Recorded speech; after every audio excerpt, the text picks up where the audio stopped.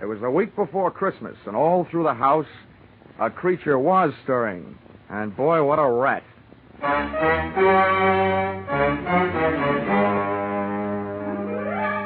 This is another in the adventures of America's fabulous freelance insurance investigator, Johnny Dollar, starring Charles Russell. At Insurance Investigation, Johnny Dollar is only an expert. At making out his expense account, he's an absolute genius.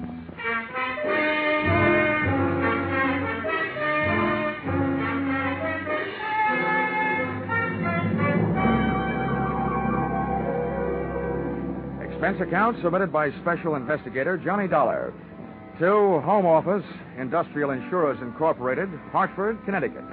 Attention, Mr. Eben Stevens, General Manager. The following is an accounting of my expenditures during investigation of small-time swindles of big-time department stores. Or how I played Santa Claus and almost got left holding the sack. Or going for a sleigh ride without benefit of snow can be tough sledding. Expense account, item 1. $1. Tip to messenger who delivered this assignment writing by hand to my apartment. Thanks, Mr. Dollar. You have never been known as a fast man with a buck, Mr. Stevens, and I must say your note to me also marked you in my mind as an economist with words. Dear Dollar, our client, the Association of Department Stores of Greater Manhattan, has requested help on the following problem. A young man has been making the rounds of New York department stores during the current Christmas rush. Using his equipment and official-looking sales book, he goes to a business department, makes a quick sale on some large item, writes it up in his furious sales book, takes the customer's cash, and disappears. Enclosed find varying descriptions as furnished by victims to date, and check for your usual retainer fee. Please put a stop to this nefarious practice at once. Signed, Eben Stevens, General Manager. Expense account, item 2. $6.21. Train fare, Hartford to New York. Next morning at 7:03 on the Banker's Special. A train very cleverly named that because 75% of its load is made up of bankers. I sat among them in a parlor car, watching them limbering up for the day's chores, slowly shaking their heads from side to side and softly whispering, "No." We arrived at Grand Central at 9:20. The bankers got off and headed for their granite vaults. I got off and headed to face my stone wall.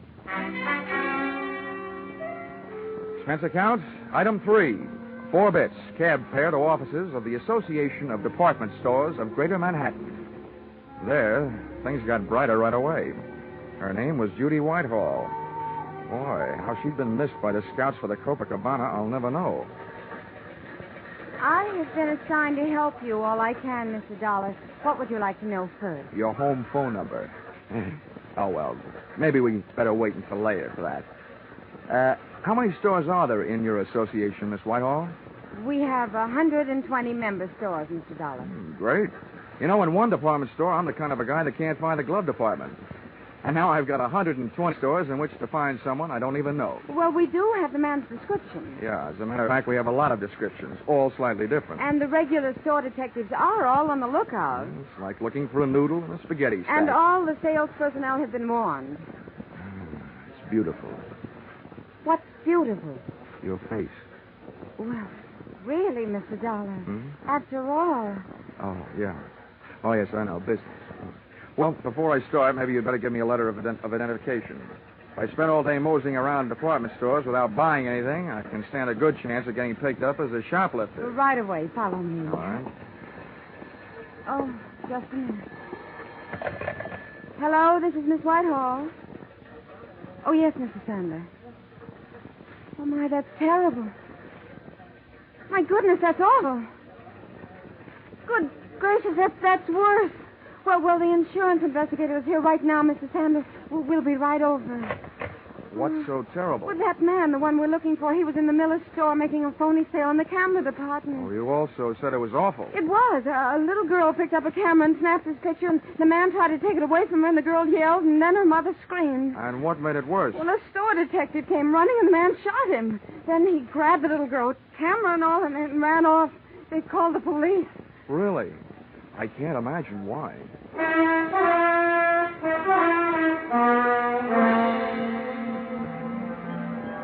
The mob scene in the Miller store would have made the Notre Dame backfield holler uncle.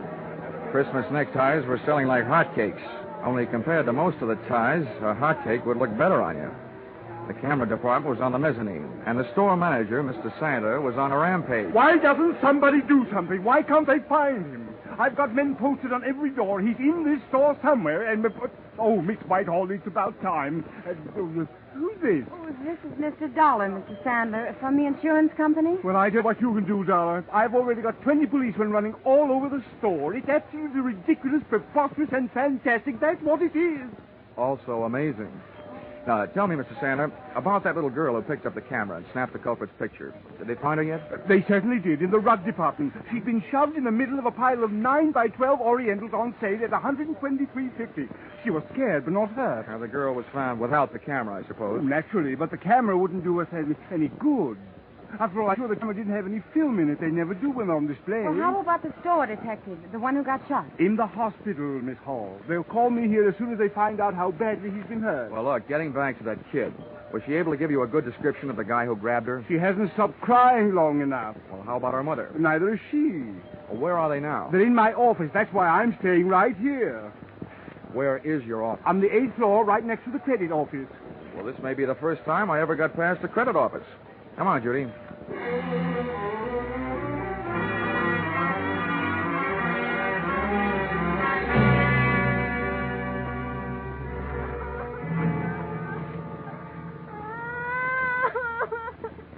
Oh, Bobby, come on.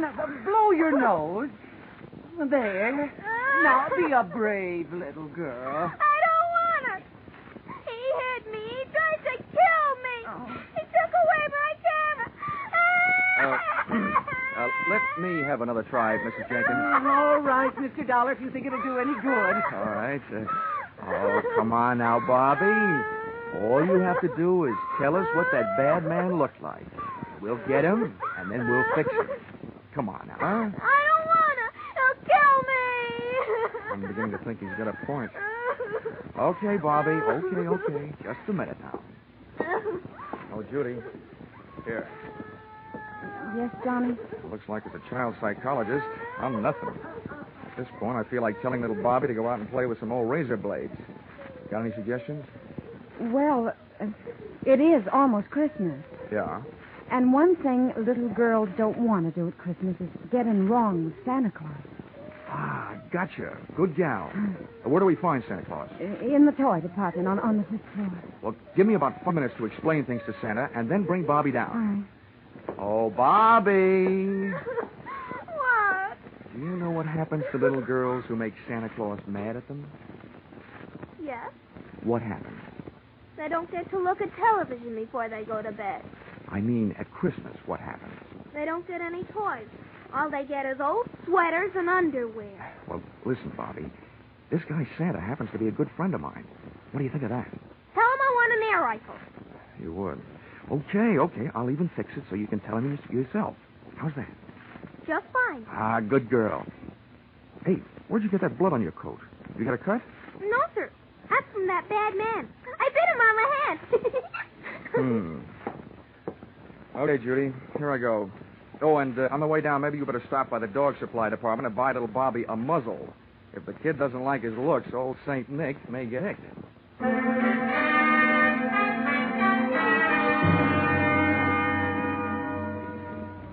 Department stores should have some kind of a congressional medal for salespeople who work in the toy department just before Christmas. I took the elevator down to 5, and when that door slid open... Toy department. Let him out, please. It was like stepping into Dante's Inferno, junior grade. First, I got on a house phone and called Sandler, who was still in the camera department. He had word from the hospital. The store detective had died without regaining consciousness. I was no longer trying to catch a cheap swindler. I was now out to swap blood with a dirty murderer. A line of fidgety kids led me to Santa Claus, sitting benignly on his throne. I had a short talk with him, and a short wait for Judy and little Bobby.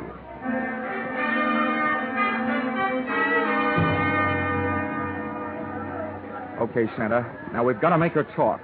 That is, you've got to. All right, Dollar. All right, right now, kiddies. You'll have to wait for a moment. We have a special little visitor coming to see me. Hello, Johnny. All set? Yeah, all set. Okay, Bobby, my girl. Now, just let me give you a hoist up into Santa's lap. He wants to ask you a few questions. I want an air rifle. Now, you be a good little girl and answer all Santa's nice questions, and you'll get it. But not where I'd like to give it to you. Now, up you go. Yes. Well, there we are, honey. Now, tell me, what do you want for Christmas? I want an air rifle. Well, we'll see what we can do about that. Tell me, have you been a good little girl? Yes, sir. Well, first we'll just have to look up your name in my little black book and make sure. Pretty good. All but one little thing. What'd I do? I didn't do nothing. Well, that's just it. You see, Bobby, I have a note here that today some people asked you what a certain man looked like and you wouldn't tell them. Is that right? I'm afraid. I don't want to tell. They can't make me. Well, Bobby, maybe you and I had better talk this over. If you won't do something for us now, how do you expect to look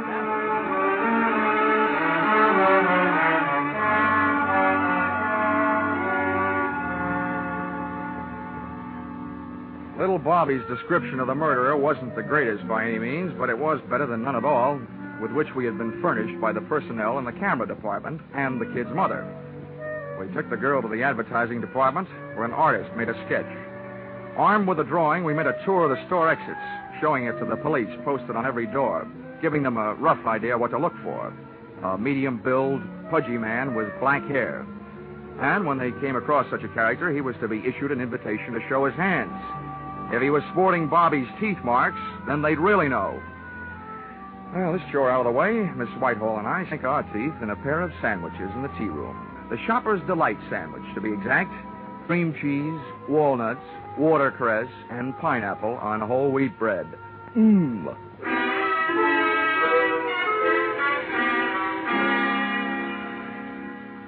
We found the store manager, Sandler, back in his office. He, too, was eating, but he was on a diet of straight fingernails. Oh, terrible, terrible, terrible. That's what it is. Now, don't worry, Mr. Sandler. He'll be caught. As a swindler, he might have gone on for years.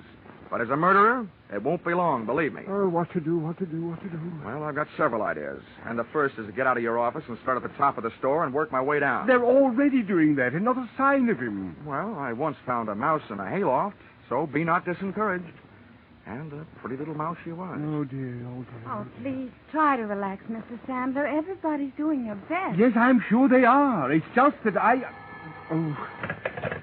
Hello? Yes, it's Mr. Sandler. Oh, no. Where? How long has he been there?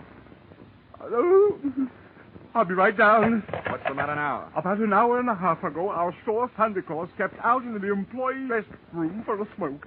He was slugged from behind. When he came to, he was all tied up in a broom closet, and somebody has stolen his Santa Claus suit. They just found him. About an hour and a half ago. Judy, you know what that means? Oh, no. Oh, yes. 45 minutes ago, when little Bobby was giving Santa Claus the murderer's description, he was giving it to the murderer himself. Oh, good gracious. Instead of a kid's air rifle, it could have gotten us a revolver, size 38.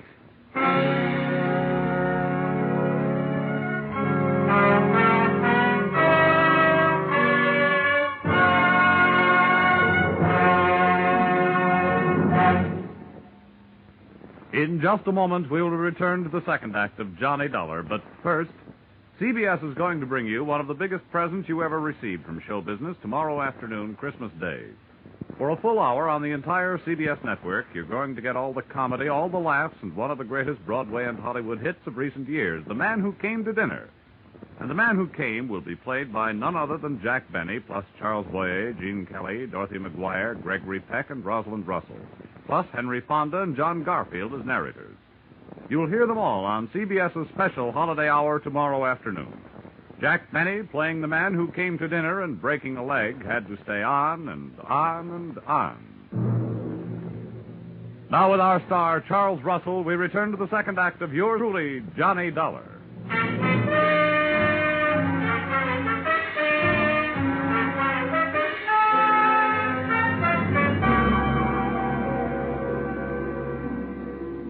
There's no place like a crowded department store for a fresh-made murderer to be on the loose.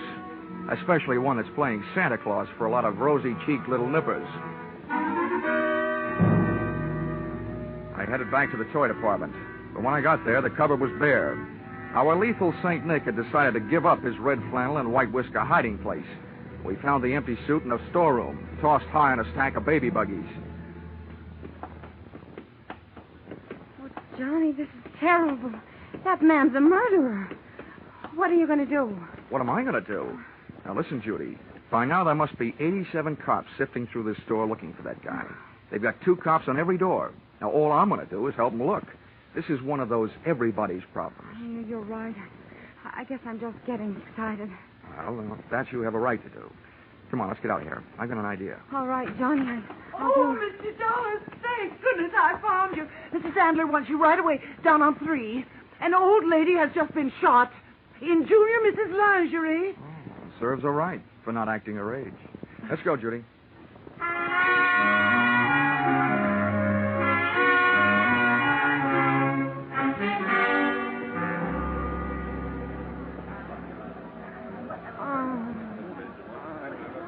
Right over here, Dollar. All right. Let him through, please. Let him...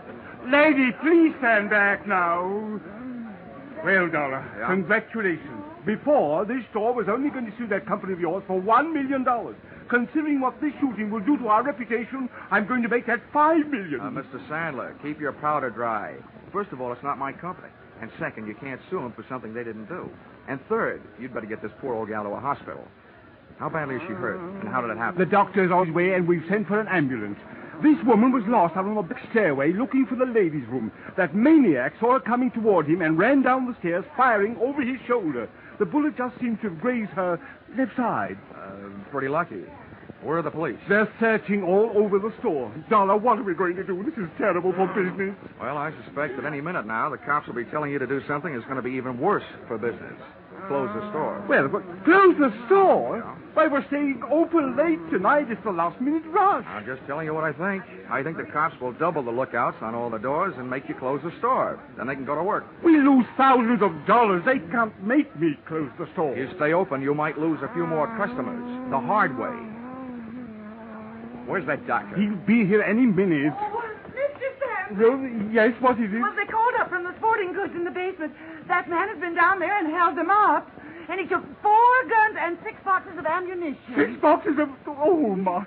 Oh, what's this going to do to our store? If you're not careful, it's going to turn your store into the world's largest shooting gallery with live targets.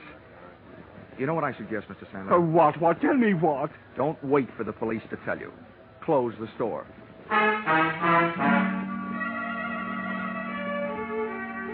Sandler didn't like it, and neither did the customers, as they filed out of the store past the scrutiny of the police officers, still clutching their unfinished Christmas shopping lists. The process was slow, and while the customers were leaving, the clerks finished up their business, put the white shrouds over their counters, and they too filed out until the early night. The boys in blue, watching the doors, came up with several men answering the general description of our friend with a loose trigger finger, but none of them had little Bobby's teeth marks on his hands. That made it a 50-50 chance that Mr. Killer was still in the building.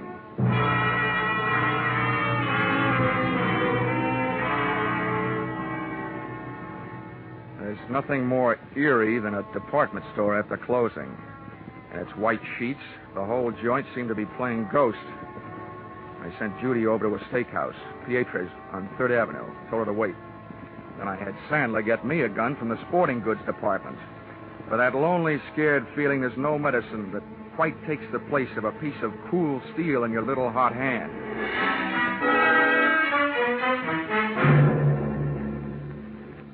The sergeant, in charge of the police detail, posted men outside all exits. The rest he took up to the roof with him. They were going to run the whole store with their burly blue sieve, floor by floor, counter by counter, inch by inch. Sandler stayed with me down the first floor. Just for fun, I thought I would start working my way up.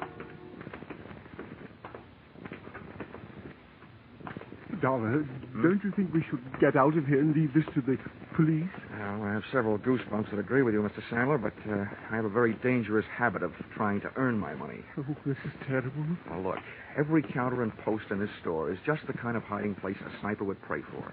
I get paid for this kind of work. You don't. Now, why don't you go out for a nice, safe walk? It was my duty to stay here. I'm sticking with you. Okay. But remember, two of us gave him twice as much to shoot at.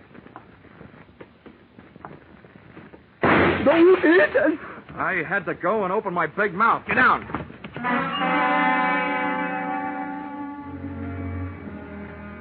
Getting down on that floor could have been committing suicide in itself. The killer's bullet had crashed into a showcase, and a sea of broken glass is a risky place to practice diving. Having to swim out of it was twice as bad, but that's what I had to do. Oh, Mr. Dollar. Now, Sandler, keep your head down. Bury your face in that glass, but keep your head down. Yes, Dollar.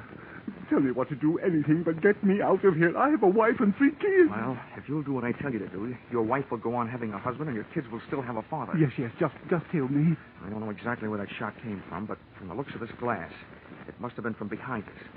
Now, I'm going to leave you and crawl over near those elevators. While I'm on my way, you rattle around in this glass. Let them hear where you are. Give me about 2 minutes, and then do something to draw his fire. What can I do? Do anything but ones that don't stand up. I'll think of something. You'd better. But don't take any chances. No. But what are you going to do? Take some chances.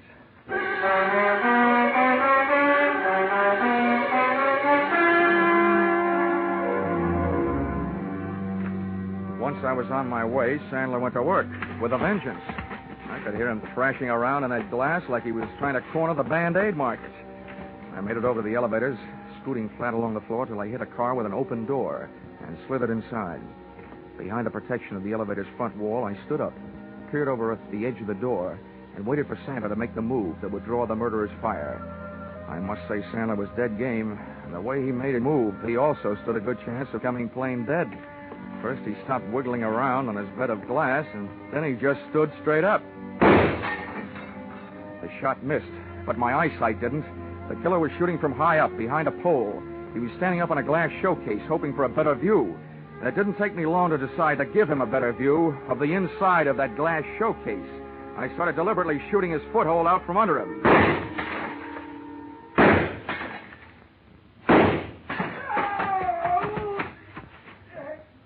He was bleeding beautifully when I started to run, straight for the back of the store, firing as he ran.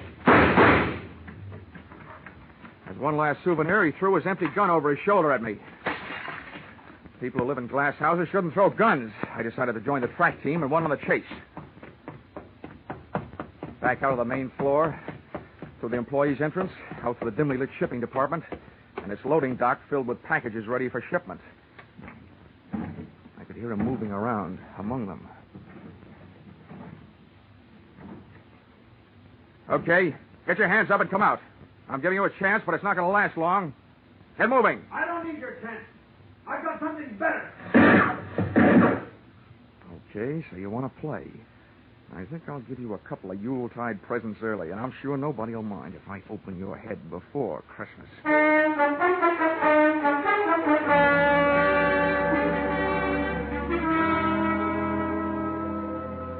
My hot-headed friend was hiding behind a high pile of wooden boxes ready for shipping. I grabbed the heavy, empty dolly, gave it a flying start, and sent it crashing into the bottom box of the pile. It was beautiful. The biggest crash since 29.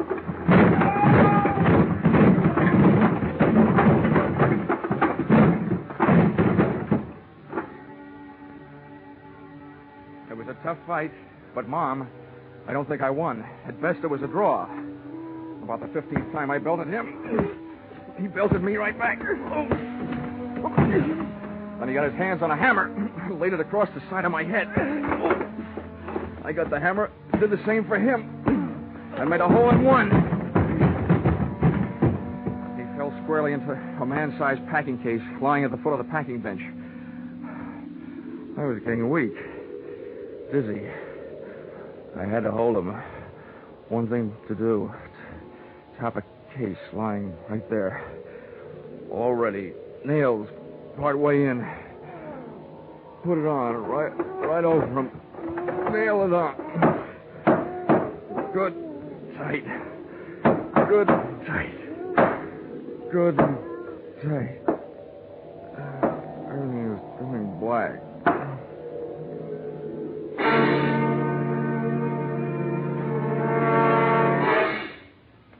Then everything went white. Hey, corny as this may sound, where am I?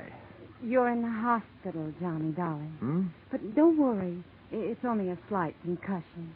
They brought you here last night. Oh, I suppose I have a hammer-shaped hole in my head. No, darling. It hardly shows. Oh. How could it? The bandages covering it up. Well, at least I got him. Hmm? You what, dear? I got him. The killer. Oh, no, dear. You couldn't have. They're still looking for him. Oh, no. Oh, my gosh. What time is it? 11 in the morning. I gotta get out of here. Why? Johnny, please. Johnny, you're not supposed to get out. Oh, nurse!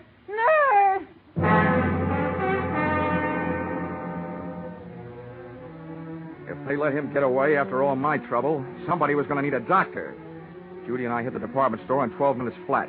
1 minute later, I was in the shipping department talking to the head man. Now, Mr. Dollar, just calm down. Everything's going to be all right.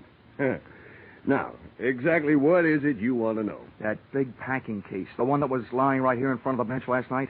Where is it? Oh, the great big one? Yes, the great big one. The one about 8 feet long and 3 feet wide? Yes, the one about 8 feet long and 3 feet wide. Well, there was something very peculiar about that case. You're telling me. Where is it? Well, this morning we came to work. The boys saw it all packed up, so they put it on the truck for upper New York State. Oh, no. Oh, indeed they did. But what was peculiar about it, even though they found it all ready to go, later on they found all the merchandise that was supposed to go in it lying around loose. It had never really been packed. Well, then quick. The least you can do is tell me where it went. Well, now that I can do. That box was the boss's big annual charity shipment of goods. That particular box is on its way to some of the unfortunates who'll be spending this Christmas away from home. All right, so where is it? By now, it should be at the New York State Prison, up in Ossining.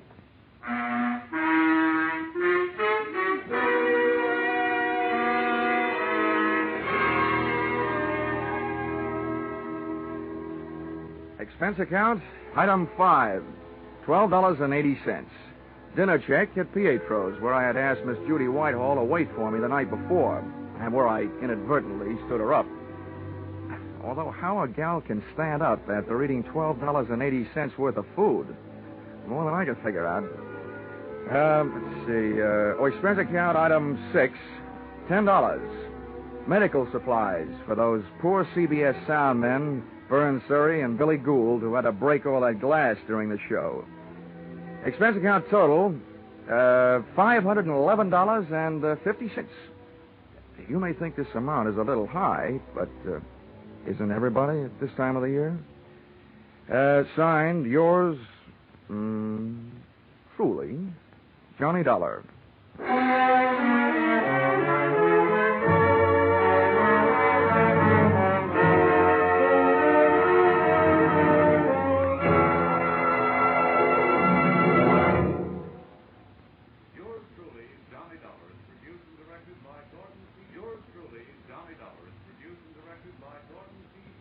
Stars Charles Russell. Script by Paul Dudley and Gil Dowd. Featured in the cast were Jay Novello, Georgia Ellis, Marlene Ames, Parley Bear, Paul Duboff, and Connie Crowder. The special music is written and conducted by Leith Stevens. Your announcer is Bob Stevenson.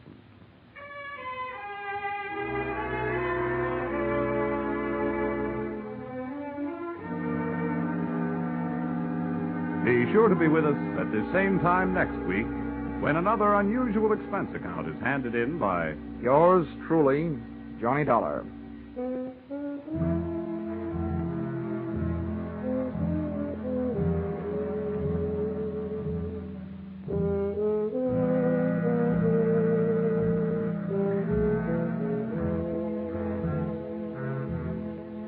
Those two pleasant gentlemen of music, Vaughn Monroe and Gene Autry, will be around with special Christmas music tonight on CBS. On his caravan, Vaughn will feature a medley of Christmas carols. And you'll hear the maestro and his band featuring Vaughn's new song success, The Jolly Old Man in the Bright Red Suit. Gene Autry will bring you Christmas music and the Christmas Eve story, Western Tile. Be sure to hear these two Saturday night CBS stars, Vaughn Monroe and Gene Autry, on most of these same CBS stations. Now stay tuned for Vaughn Monroe's Caravan, which follows on most of the same stations. This is CBS, where yours truly, Johnny Dollar, meets adventure every Saturday night. The Columbia Broadcasting System.